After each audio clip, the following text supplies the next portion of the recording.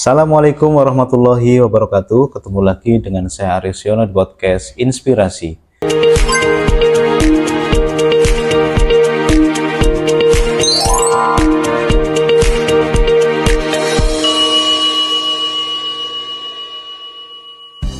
Pagi hari ini spesial sekali di Hari Anak Nasional. Saya kedatangan bintang tamu, seorang praktisi dari Rumah Terapi Insan Pelangi. Saya perkenalkan Mbak Mundri ya, panggilannya ya. Iya, nama betul. lengkapnya siapa? Nama lengkap saya Mundriati. Oke, nama lengkapnya Mundriati. Iya. Ya, memang ahli di bidang terapi anak berkebutuhan khusus Ibu ya. Iya, benar sekali Pak. Saya terapis wicara. Terapis wicara. Iya. Lulusannya lulusan terapis wicara juga. Iya, betul Pak. Lulusannya terapis wicara. Akhirnya mendirikan rumah terapi dan sampai hari ini masih berdiri ramai ya, kokoh ya. Iya, ramai dan banyak cabangnya nanti ya Pak.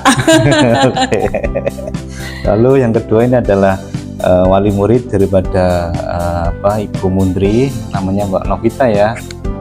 Ya betul, saya Ibu Novita dari klien dari Rumah Terapi Pelangi Insan dari Bu Mundri. Oke. Iya. Oke, tadi udah janjian ya sama Bu Mundri ya, Ya, sampai betul datang sekali. sini gitu ya. Ya, kelihatan kompak sekali ya antara pemilik rumah terapi dengan klien gitu. Alhamdulillah kita kompak selalu ini. Oke, terima kasih hari ini sudah datang ke acara kita, di acara podcast kita. Mudah-mudahan di hari anak atau hari spesial anak ini nanti kita bisa berbagi ya, terutama untuk anak-anak, khususnya ibu ya. Kalau kebutuhan khusus berarti anak plus ibu ya pendidikannya gitu ya. Ibu-ibu yang punya anak berkelebihan khusus ya, bahasanya kelebihan ya, bukan kekurangan khusus ya. Spesial ya Pak, spesial. Ya, ada nggak kenapa kelebihan kayak gitu? Yang pastinya anak-anak dengan kebutuhan khusus pasti mereka juga memiliki potensi ya, yang harusnya digali, harusnya dicari. Nanti dia bakat dan potensinya ke arah mana. Oke, berarti sesuatu yang tidak dimiliki oleh anak biasa bisa saja dimiliki oleh anak berkebutuhan khusus atau berkelebihan khusus ini berarti. Betul sekali Pak. Karena saya pernah mengikuti acara pentas seni gitu ya, tentang seni itu ada anak autism, dia punya bakat melukis yang sangat luar biasa dan harga lukisannya itu ditawarnya juga sangat worth it. Berarti kan dia Harga lukisan dari anak yang memiliki ABK. kebutuhan khusus. Iya benar sekali Pak. Betul. Nah, saat itu saya merasa wah, memang Tuhan itu maha adil ya. Mereka menciptakan sesuatu, manusia itu pasti dengan kelebihannya masing-masing. Nah, Betul. saya pernah menemui itu anak dengan kondisi autisme yang memiliki bakat dan potensi yang sangat luar biasa. Terus Oke. kemudian beberapa anak yang pernah saya temui dengan kondisi misalnya Down syndrome, dia bisa jadi juara renang, juara olimpiade apa Justru gitu. itu fisik ya. Iya, butuh betul. fisik dan latihan yang Iya, makanya yang terus menerus gitu ya. harusnya sebagai orang tua itu memang menggali bakat dan potensi pada Oke, anak. menarik sekali. Jadi kadang di lingkungan kita orang yang punya anak berkebutuhan khusus ini, dia tidak tahu bahwa anaknya berkebutuhan khusus. Lalu disamakan dengan anak-anak yang lain dari sekolahnya, makanannya gitu, yang akhirnya itu tidak terfasilitasi anak ini potensinya. Betul. Bagaimana cara ibu ini memberitahu atau caranya memeta bahwa kepada ibunya biar dia mengerti bahwa anak ini adalah anak yang punya kebutuhan yang harus diwadahi secara khusus kayak gitu. Iya, kadang kalau saya melihat beberapa orang tua itu ada yang sudah awareness ya Pak, artinya mereka ketika anaknya mengalami keterlambatan bahasa bicara atau mengalami keterlambatan motorik, dia sudah ke dokter, sudah ke searching di Google gitu betul. kan ya. Tapi ada yang memang mereka masih minim atau belum tahu harusnya saya bawa kemana, karena taunya maaf ya kayak kayak misalnya sudah terbawa dari lahir, nanti akan sulit walaupun misalnya diterapi nanti tidak berkembang misalnya kayak gitu. Padahal kami hadir itu untuk membantu mengoptimalkan tumbuh kembangnya. Jadi rumah terapi Pelangi Insan ini itu difasilitasi dengan berbagai jenis macam keterapian. Ada fisioterapi, okupasi terapi, sensori integrasi, okupasi terapi, dan orang tua yang sudah awareness biasanya mereka akan melakukan terapi. Tapi kalau misalnya yang belum ini biasanya kita memberikan edukasi. Edukasi supaya orang tua ini nantinya mereka bisa membawa anaknya ke tempat atau fasilitas yang sudah sesuai dan mewadahi. Oke, artinya memang kuncinya sebetulnya orang tua dulu ya. Betul sekali, Pak. Dulu gitu. Dia mengerti, terus akhirnya nyambung dengan panjenengan sebagai terapis, bekerja sama untuk sama-sama memberikan fasilitas kepada si anak itu ya. Betul sekali. Oke. Sekarang Mbak Novita ini kan punya pengalaman ya berarti ya. Ini kan lagi ngomong tentang anak ini ya, bagaimana penanganan anak, terus tadi bagaimana caranya ibu ini menjelaskan kepada orang tua sehingga dia itu mengerti tentang keadaan anaknya. Padahal harusnya yang paling mengerti anak orang tuanya, Bu ya. Betul sekali. Ya. Mbak Novita pengalaman bagaimana tentang anak ini? Ya, kebetulan saya memiliki anak yang kalau saya sebut di sini anak istimewa, Bu. Iya, karena saya tidak mau terpaku dengan anak berkebutuhan khusus yang stigma negatif. Karena banyak orang anak berkebutuhan khusus itu pasti dia tidak bisa apa-apa, Bu. Iya. Kebanyakan jadi orang tua menyembunyikan loh ya. Iya. Itu. Awal saya melihat anak saya memang usianya 5 tahun sekarang. Dia itu memiliki masih kesulitan dalam komunikasi. Keluhannya itu kesulitan dalam berkomunikasi. Awalnya saya pikir sebagai orang tua jalurnya mungkin saya sekolahkan saja, Bu. Mungkin dia dengan sekolah nanti dia bersosialisasi akan terpancing. Itu kan tahapan-tahapan orang tua yang denial ya, Bu. Kayak nggak terima dengan anaknya sesuatu terjadi, masih berpikirnya pasti baik-baik saja dan gitu. Saya sekolahkan saja. Setelah 1 bulan di sekolah ternyata kok dia evaluasi dari ustazahnya, dari gurunya mengatakan memang ya Hamdan anak saya tuh belum mau bersosialisasi kayak gitu. Jadi masih asik sendiri, sibuk sendiri. Jadi keluhan anak saya yang pertama adalah dia cuek, sulit masih berkomunikasinya, itu kata-katanya hilang, Bu. Dulu pernah sempat berkomunikasi tapi hilang kalimatnya, kata-katanya. Terus setelah itu dia diam saja. Karena 1 bulan tidak ada progres di sekolah, saya belum menyerah. Ya, malu menyerah. Akhirnya mencari informasi di mana layanan yang bisa mengatasi gangguan atau kondisi yang dialami oleh anak saya. Banyak informasi, terus mendapatlah informasi di awalnya mengerti nggak bahwa anak ini fokus ke satu hal, akhirnya terkendala belum mungkin kalau fokus satu hal itu belum tahu. Cuma kan kita sebagai orang tua baru bisa memahami kondisi anak loh. Anak saya kok dipanggil cuek saja, terus dia kalau lagi main sesuatu tuh nggak tertarik dengan teman-teman yang lain, dia hanya sibuk dengan mainannya dia saja kayak gitu. Betul. Terus untuk bahasa komunikasinya kok berkurang, bahkan cenderung diam, itu seperti itu. Akhirnya saya daftarkan asesmen ke tempatnya Bu Mundri di Rumah Terapi Pelangi Insan. Awalnya ketika observasi awal ya, Bu, nangis saya, Pak. Ya, karena gimana rasanya mau tidak mau kita harus menerima fakta bahwa anak saya ternyata istimewa. Kayak gitu. Entah apapun itu, saya awalnya denial, tidak mau terima, marah, kecewa, sedih. Itu yang saya rasakan sebagai orang tua memiliki anak berkebutuhan tapi khusus. rata-rata seperti itu orang tua yang datang itu. Sekali, Pak. Bagaimana jenengan untuk mengangkat artinya semangat? Nah, hal yang Ibu-ibu pertama yang saya lakukan ketika saya asesmen dengan orang tua itu pasti saya akan memberikan motivasi dan nerapi orang tuanya dulu. Tapi nggak langsung ngomong ini nanti bisa diselesaikan, itu nggak langsung gitu ya? Tidak, jadi saya memberitahu tentang kondisinya. Baik apapun itu saya Disampaikan ceritakan, semuanya? saya sampaikan.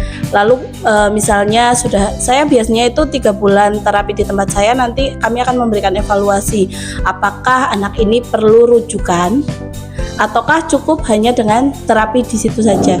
Kalau misalnya anak ini butuh rujukan, pasti saya akan merujuk ke misalnya dokter spesialis atau ke rumah sakit. Tapi kalau misalnya dinilai oh sepertinya ini cukup diterapi saja, diberikan stimulasi, kondisinya akan membaik, biasanya saya tidak merujuk. Nah, hal yang pertama saya lakukan ketika saya ketemu sama orang tua adalah saya memberikan edukasi tentang kondisinya si anak. Kadang beberapa ada yang tidak jadi terapi, Pak, nggak terima, karena merasa tetap nggak terima, karena gitu ya? merasa kayak sebenarnya anak saya itu bisa ngomong tapi malas ngomong gitu. Jadi beranggapan seperti itu, belum menerima dengan kondisi anaknya. Terus kalau misalnya orang tua yang saya kasih tahu dia tidak jadi terapi, tapi pada suatu hari pasti mereka akan menghubungi lagi. Iya, datang lagi, dan mungkin butuh yang kesiapan mental ya. Jadi untuk melakukan terapi dan anak itu dibawa ke tempat terapi itu bukan hanya material ya yang orang tua butuhkan, tapi kesiapan mental.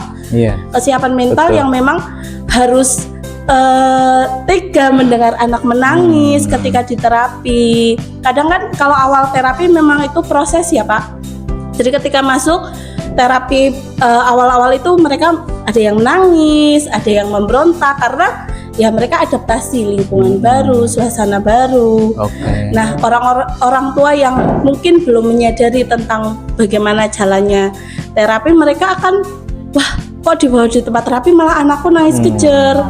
Kok ya seperti itu. Jadi kayak misalnya anak saya itu nggak pernah nangis kayak gini, Bu, sebelumnya. Baru sebetulnya pernah. Orang tua itu terlalu sayang nggak sih, terlalu eman sama anak, bahasa Jawanya gitu. Dan mungkin belum tahu proses terapi itu seperti apa. Yang dia tahu duduk datang anaknya belajar nanti pintar kayak gitu. Jadi memang kan kita memulainya memang membentuk pondasi dari awal. Ada karakter-karakter anak yang memang harus dipaksa gitu ya. Sebenarnya bukan dipaksa, karena kita ada yang namanya behavior, perilaku. Jadi untuk anak-anak yang misalnya tidak bisa menyelesaikan tugas, pasti kita akan memberikan drill, nge-push mereka supaya mau menyelesaikan tugas, karena kita merubah perilaku. Kalau kita mengikuti anak ya nggak nangis, tapi kan nggak dapat apa-apa ketika terapi. Karena mengubah itu iya, betul sekali. Itu susah sekali ya. Tapi memang ya kayak Mbak Novita ini memang butuh kesiapan mental dari orang tua kan, melihat anak yang sebelumnya itu kebanggaan di rumah tiba-tiba misalkan dijas, padahal masyarakat itu sangat nggak menerima loh tentang kayak di Banjar misalkan anak autis yang maaf ya, terus anak anak hiper masih wajar lah, mungkin di setiap sekolah pun ada gitu ya, tapi orang tua menganggap nanti itu anak kecil lah, jadi mewajarkan bahasanya gitu ya, kayak gitu. Tapi kalau nggak bisa ngomong atau keterlambatan bicara kadang menjadi aneh gitu, jadi bahan bully mungkin malahan di sekolahan gitu. Nah, pertama Mbak Novita bagaimana menyiapkan mental sebagai ibu itu? Tentunya butuh persiapan untuk mendamaikan diri, isi hati, isi pikiran bahwa oke, anak saya seperti ini, maka apa yang harus saya lakukan? Itu yang saya lakukan. Kita lakukan telateni terapi, terus alhamdulillah setelah kita rutin terapi ada perubahan perilaku tentunya. Dia yang tadinya cuek, dia sudah mulai mau bersosialisasi, sudah tertarik dengan, bahkan empatinya sekarang mulai tumbuh Bu, akhir-akhir ini Bu, ketika melihat temannya. Awalnya dia ketika dia punya sesuatu, makanan, mainan, dia tidak boleh dipinjam sama temannya. Tapi ketika sekarang dia udah mulai nih Bu, sharing, mau ini saya bagi kamu, dan udah mulai sering bernyanyi, mulai keluar kosakata juga. Memang ya masih jauh di kata usia 5 tahun di bawahnya, cuma itu progres yang menurut saya membanggakan, karena saya mengerti benar-benar mendampingi dia dari awal. Ibaratnya gini Bu, saya untuk mendengarkan dia memanggil saya, tahu saya ibunya itu butuh 5 tahun Bu. Iya kan, iya selama saya menikah hampir 11 tahun, terus saya punya anak sekarang udah mau 8 tahun, saya selalu dipanggil bunda. Tapi anak saya yang kedua ini, dia manggil saya beda, ibu. Dan butuh waktu 5 tahun Bu. Itu benar-benar wah Masya Allah, kayak pecah telur Bu, alhamdulillah. Dari sadar juga ibu itu bahwa iya udah tahu ibu, iya ibu itu saya yang bermakna. Iya dia udah tahu saya ibunya, dia tahu ketika dia sakit dia lagi butuh sesuatu dia cari ibu, berarti kan dia tahu tidak hanya sekedar kata ibu, tapi dia tahu bahwa ini fungsi ibu dan dia tahu ini ibunya kayak gitu. Itu 5 tahun yang benar-benar wah luar biasa. Bagi orang tua yang lain mungkin ya itu sederhana, itu hal yang sederhana. Tapi bagi saya itu luar biasa istimewa, itu butuh perjuangan dan butuh proses yang panjang. Jadi ya sempet cerewet-cerewet juga nih, makanya sama Bu Menteri mohon maaf kalau misalnya ya karena ingin mengupayakan yang terbaik untuk anaknya seperti itu sih. Oke. Kalau ibu itu menangani anak-anak yang berkebutuhan khusus dari kapan ibu? Saya itu lulus kuliah 2014, berarti sekarang sudah 11 tahun ya Pak. 11 tahun. 11 tahun menangani anak berkebutuhan khusus. Setiap hari ketemu dengan anak-anak. Betul sekali Pak. Bagaimana? Kalau sekarang saya sudah lumayan Pak, hari Minggu saya libur. Kalau dulu artinya kan setiap anak ini kan berbeda-beda. betul sekali. Terus dengan meta satu-satu ini harus apa, ini kebutuhan satu-satu gitu ya? Satu-satu betul, karena program terapi masing-masing individu itu kan berbeda.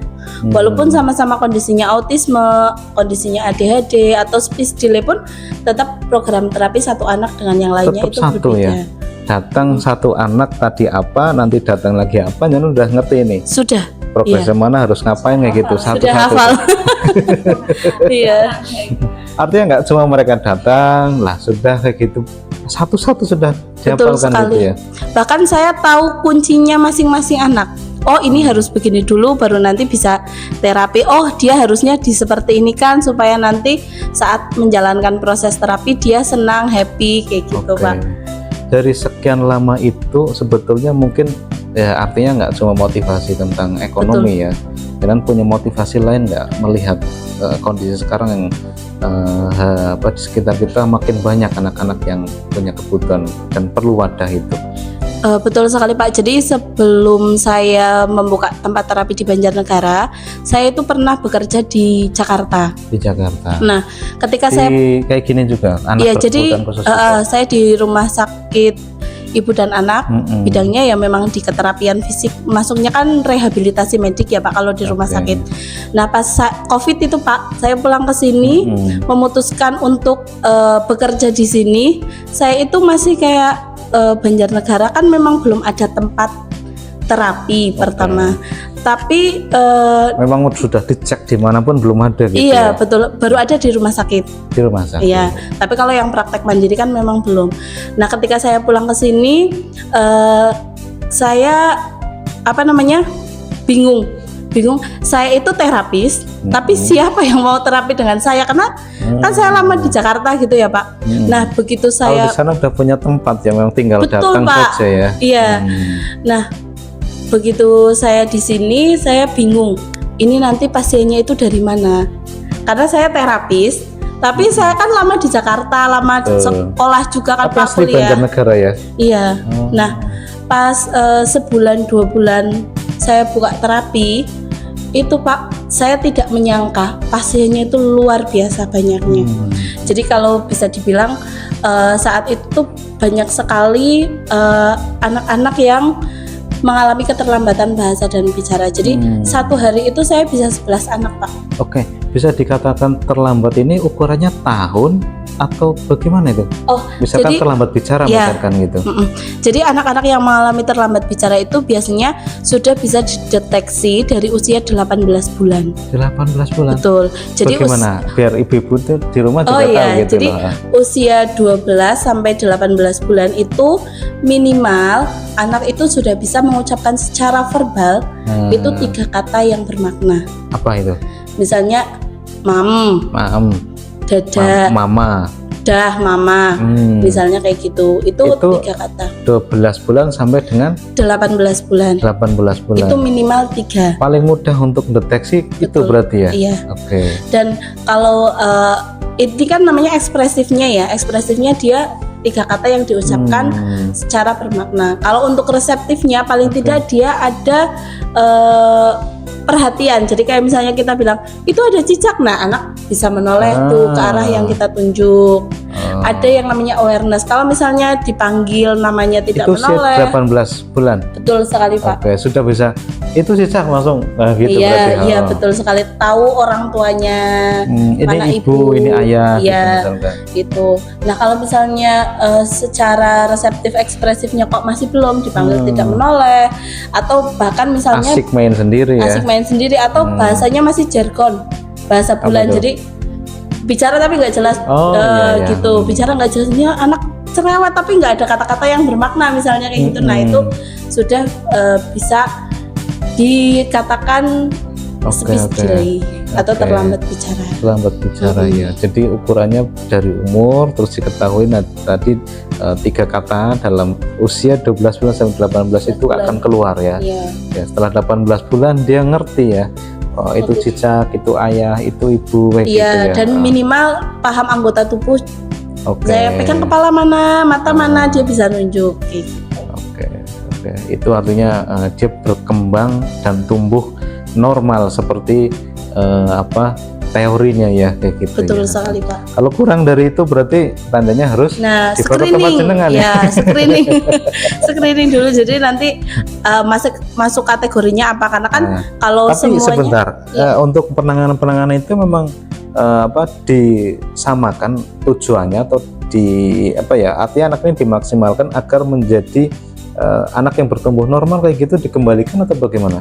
Jadi kita ada yang namanya program terapi. Jadi setelah anak asesmen atau kita observasi, kemudian kita membuat program terapi. Nah, program terapi ini kita sesuaikan dengan kondisi umur kemampuannya dia. Jadi bukan usia kronologis. Kalau misalnya kayak Kemampuan Hamdan, ya, oke. ini usia kronologisnya 5 tahun, Oke. tapi usia kemampuan bahasa dan bicaranya misalnya setara dengan usia 3 tahun, Karena maka datangnya berbeda-beda umurnya betul, ya. iya. Betul. Nah, nanti kita membuat programnya sesuai dengan kondisinya dia. Betul. Jadi untuk anak 3 tahun harusnya bisa apa sih? Nah, kita buat programnya sesuai dengan kondisinya si anak. Iya, karena keterbatasan orang tua mengetahui, akhirnya dibiarkan kayak gitu. Betul sekali. Kadang juga karena kesibukan orang tua lupa memperhatikan itu, yang akhirnya datangnya tuh umurnya bervariasi ya. Betul sekali, Nah, Pak. Rumah terapi panjenengan memetanya dengan dengan kemampuan itu berarti ya. Kemampuan itu akhirnya dikembalikan ya. Harusnya dia di dalam tadi misalkan Usia bisa kronologisnya usianya 5 itu tahun. ya, betul. Usia bahasa dan begitu. bicaranya 3 tahun. Berarti Jadi kita terapi itu mengembalikan, dan berarti tidak selamanya terapi juga ya, ada masa selesainya ya. Iya betul sekali Pak. Kalau untuk anak kasusnya speech delay kan hanya terlambat bicara saja. Jadi kalau misalnya dia sudah sesuai dengan tahapan usianya ya sudah bisa dikatakan lulus. Oke, artinya udah biasa saja gitu ya. Sudah sesuai tahapannya. Jadi usia 5 tahun harusnya dia sudah bisa bercerita panjang, mengenal warna dan lain-lain. Nah, kita rasa Oke. itu sudah cukup. Nanti kita naikkan programnya ke akademik. Oke. Coba Mbak Novita, kapan sih panjenengan tahu kalau anaknya itu punya kebutuhan khusus itu? Berarti di usia kalau sudah merasa resah setelah 2 tahun ya. Ini kan tadi Iya, sampai di sekolah Iya, kan itu 2 ya. tahun terus masuk ke sekolah 3 tahun, terus akhirnya karena tidak ada perubahan, berarti progres saya masukkan ke tempatnya Bu Muntri itu mau 4 tahun. 4 tahun malah ya. Iya, sekitar mau 4 tahun. Berarti setelah 4 tahun itu memang tahu ya akhirnya kondisi anak, terus akhirnya tahu apa yang harus dilakukan Iya. begitu. Selain dari Bu Muntri memang waktu itu anak saya tidak ada rujukan ya Bu, cuma kami meminta rujukan, akhirnya oleh Bu Muntri dirujuk di rumah sakit di Jogja, ketemu dokter yang luar biasa. Alhamdulillah kita tahu kondisinya seperti apa dan kita lebih tahu penanganannya harus seperti apa kayak gitu. Oke. Ada nggak sih terapi-terapi khusus, artinya secara bukan dari penanganan tapi dari lingkungan keluarga gitu yang dibuat, misalkan pola hidup, pola tidur, pola makan itu dirubah Iya. gitu kan? Tentu kalau sudah komitmen anak menjalani terapi, maka satu keluarga harus terapi semua. Nggak Iya, cuma anaknya. tidak hanya anaknya saja, betul ya Bu ya.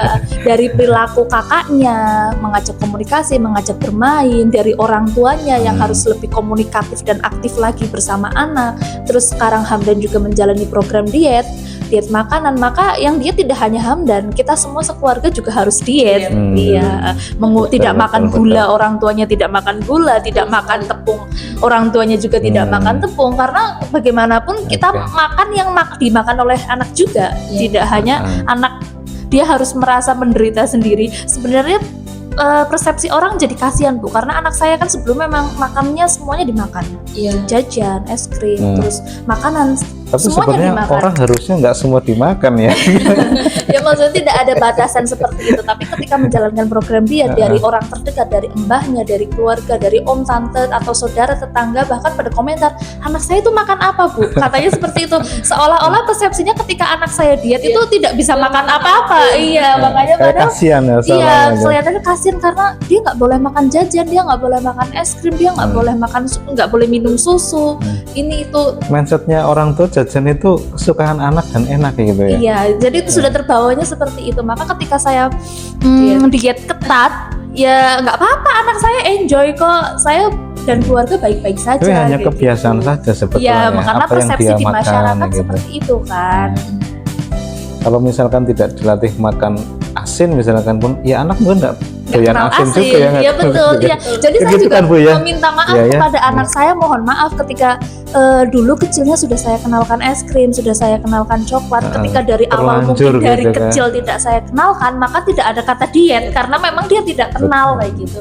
Ya, Oke, berarti dia itu sebenarnya hanya ke ibu-ibu yang sudah terlanjur ya, terlanjur baik, semua diberikan. iya betul. Apa yang disukai menurutnya enak dikasih anak semuanya, es krim, jajan semuanya gitu, coklat gitu Tapi ya. diet itu juga termasuk terapi Pak. Pada kondisi anak tertentu, diet itu juga termasuk terapi. Jadi saya pernah menangani anak yang diet dan tidak diet. Maka untuk progresnya Kecepatan itu. lebih Bagus yang bagus diet. yang diet. Oke. Kenapa? Karena pada kondisi anak tertentu itu ada yang mereka alergi di pencernaan. Sedangkan pencernaan ini nanti kan hubungannya banyak ya ke otak, ke pola tidurnya dia, ke fokusnya dia, ke perilakunya dia yang kadang orang tua yang setiap hari dengan anak itu tidak merasakan. Oke. Tapi kalau kita praktisi, ini habis ngapain ya? Habis makan apa ya? Seperti Iya, itu, berarti Pak. kan hanya sebetulnya mengubah makanan yang biasanya dia makan, Betul. tidak bagus untuk dia, diganti sebetulnya kan. Iya, tapi Iya. sebenarnya kalau untuk diet ini sendiri kita biasanya melakukan cek lab. Jadi tidak semua individu tidak boleh A, B, C, D gitu.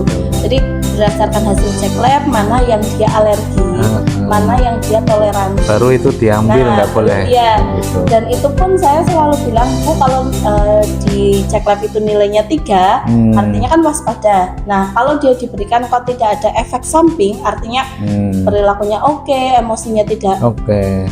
berpengaruh, ya berarti boleh dengan takaran Iya. sekian. Sebetulnya orang tua bisa ngamati ya, misal Betul. diberikan susu itu, Iya. anak berubah perilaku tidak gitu Iya ya. betul. Itu Kalau saya biasanya juga memberikan edukasinya seperti itu Pak. Jadi kayak misalnya orang tua yang belum bisa untuk cek lab, saya selalu bilang, Bu, coba diamati saja kemarin habis konsumsi apa. perubahan itu langsung atau nunggu waktu sih kalau Biasanya anak sih karena kan ketika makan Makan langsung gitu. dicerna ya Pak. Nah, langsung? besoknya bisa kelihatan kayak gitu. Oke, iya. Itu cara paling mudah sebetulnya untuk orang tua ya, mengerti ya. Betul. Jadi makanan yang dimakan oleh anak itu berpengaruh pada pola perilaku anak. Boleh perilaku, boleh pola tidur, boleh Oke. emosi. Oke, mungkin terakhir Ibu bisa disampaikan apa sih apa harapan ke depan? Panjenengan ini memang sudah yakin ya untuk membantu dan mewadahi anak-anak Betul. kebutuhan khusus ini ya. Ada nggak tujuan Ibu yang ke depan? Untuk saat ini saya ingin sekali membuat sekolah inklusi. Sekolah ini? Ya, karena beberapa orang tua yang menyampaikan ke saya tentang keluh kesahnya mereka sulitnya mencari sekolah yang mewadahi dan Tapi di mengerti. Banjarnegara memang belum ada Bu ya? Iya betul sekali Pak, belum ada. Jadi memang rencana kedepannya kami ingin membuka sekolah Padahal inklusi. sudah banyak anak-anak yang di tempat Panjenengan ditampung itu. Sudah banyak Pak. Kalau dari Ada ratusan itu. Kalau dari 2020 sampai 2025 isi kontak HP saya itu sudah bertambah 1000 kontak Pak. Berarti sudah sangat luar biasa banyaknya ya. Artinya modal itu saja itu bisa jadi sekolahan ya. Betul sekali. Sebetulnya gitu Nah, ya. iya. Oke. Makanya saya pengen sekali membuka sekolah inklusi di mana sekolah ini itu memang Sebentar, mewadahi. walaupun sebetulnya setelah terapi mereka bisa ke berbaur dengan semuanya gitu ya. Betul, Tapi bisa. kalau diwadahi itu apa mungkin bisa lebih baik lagi ya? Atau kenapa? Iya, jadi program di sekolah inklusi saya nanti itu memang mengkhususkan ya, dalam artian memberikan kemandirian untuk anak-anak yang berkebutuhan khusus, terus kemudian memberikan bekal dalam artian bagaimana mereka akan kembali lagi kepada masyarakat. Terus Begitu kan, Pak? sebetulnya benar nggak sih setiap anak itu punya kelebihan, termasuk anak-anak kebutuhan khusus ini Ya. itu sebetulnya mereka punya kelebihan gitu yang nggak bisa ditangkap oleh sekolah umum gitu. Betul. Kadang saya pernah mendapati kasus anak saya itu ada yang sekolah di sekolahan umum. Anaknya memang cenderungnya hiperaktif, tapi dia pintar sekali sepak bola. Oke. Jadi mungkin kalau secara akademik dia tidak bisa mengikuti, tapi untuk yang non akademik, kegiatan non akademik itu dia bisa Sepak bolanya itu. iya, bisa dipotensikan. Artinya bisa kalau kita push bisa jadi atlet mungkin Iya. gitu, Pak. Dan itu sekolah-sekolah yang inklusi ini yang bisa Betul. mengerti seperti itu langsung Iya. ke apa ya, ke bahasan ke hobinya dia ya, yang dia sukai gitu ya. Jadi rencana saya nanti itu sebelum sekolah ini dibuka, bagi yang sudah mendaftar akan saya klasifikasikan, dilihat kemampuan kebiasaannya dia nanti seperti apa, informasi dari orang tua misalnya kayak Hamdan, Bu ternyata Hamdan itu suka nyanyi-nyanyi, oh mungkin bisa nanti mengarahnya ke musik seperti itu, atau oh Bu anak saya itu sukanya ini fisik, tendang atau misalnya apa, mungkin bisa diarahkannya ke Yang berkelahi nanti ya pencak misalnya silat kayak gitu. ya. Ya, Oke. jadi bagaimana sekolah ini memang menjadi wadah tempat untuk anak berkebutuhan khusus, dan nantinya ketika mereka keluar dari sekolah, mereka sudah lulus sekolah, mereka kembali kepada masyarakat dan bisa diterima, dan mereka bisa sama dengan Justru yang lain. keluar dengan kelebihannya itu. betul sekali, Ya, Pak. apalagi keluar dengan prestasi bagus sekali ya. Betul sekali. Oke, mudah-mudahan bisa tercapai Ibu ya. Iya, amin. Tahun berapa akan direalisasikan? Kalau saat ini sih kita sudah mulai menyusun programnya. Mudah-mudahan tahun depan kita sudah bisa mulai membuka kelasnya. Oke, bismillah. Untuk Novita terakhir pesan buat ibu yang mungkin punya anak yang berkebutuhan khusus. Ya, untuk orang tua di luar sana saya berpesan jangan menyerah. Memang proses yang kita alami itu tidak mudah, tapi yakinlah bahwa apapun yang kita lakukan sekarang, kita usahakan sekarang, pasti akan mendapatkan hasil yang baik. Setiap anak walaupun dia istimewa di mata orang itu berbeda, tapi yakinlah kita gali potensi yang lainnya. Pasti ada potensi kelebihan besar. Insya Allah dengan adanya Bu Mundri, dengan adanya kami di sini sedang mengupayakan memberikan tempat, memberikan wadah agar anak-anak di luar sana bisa tertampung, ternaungi. Karena ya betul Bu, kalau saya lagi menunggu terapi, ibu-ibu yang parah dikeluhkan ya bingung, anak saya mau sekolah di mana, mau mencari ditempatkan di wadah. mana. Iya, mencarikan wadah. Beberapa sekolah yang digadang-gadang bisa menerima anak berkebutuhan khusus, nyatanya ya karena satu mungkin belum ada tenaga pendidik yang memiliki sesuai bidangnya, terus maka ya anak-anak rata-rata dirinya mengeluh. Akhirnya orang tua kita juga bingung lah, terus taruh di mana anak saya mau sekolah. Bahkan anak berkebutuhan khusus itu layak dan pantas memang harus mendapatkan pendidikan yang setara, dan kita mencari itu semua. Kalau bisa berdiri sekolah inklusi di Banjarnegara, kita tampung, kita naungi dengan bakat-bakat yang berbeda, maka keluar menjadi anak-anak yang berprestasi. Harapan kedepannya ya anak berkebutuhan khusus itu bukan orang yang aneh lagi, tapi memang setara dan sama, bukan tidak ada pandangan miring lagi. Tapi kalau inklusi kan memang berbaur sebetulnya ya. Iya betul. Kalau inklusi memang ya ada anak reguler dan anak berkebutuhan khusus. Tujuannya itu untuk menanamkan toleransi sejak dini. Jadi tidak ada kasus bully lagi, tidak ada kasus orang tua merasa wah anak saya dinakalin tuh sama si anak ini kayak gitu. Karena di inklusi itu harapannya bisa berbaur dan berteman bersama. Oke, terima kasih Ibu dan Mbaknya sudah berbagi dengan kita di hari yang spesial ini, Hari Anak, dan ini Hari Anak Nasional ya. Ibu sebagai praktisi datang ke sini dengan semangat, dan Mbaknya dengan semangat juga. Terima kasih. Selalulah punya inspirasi agar kamu bisa menginspirasi. Salam inspirasi. Assalamualaikum warahmatullahi wabarakatuh.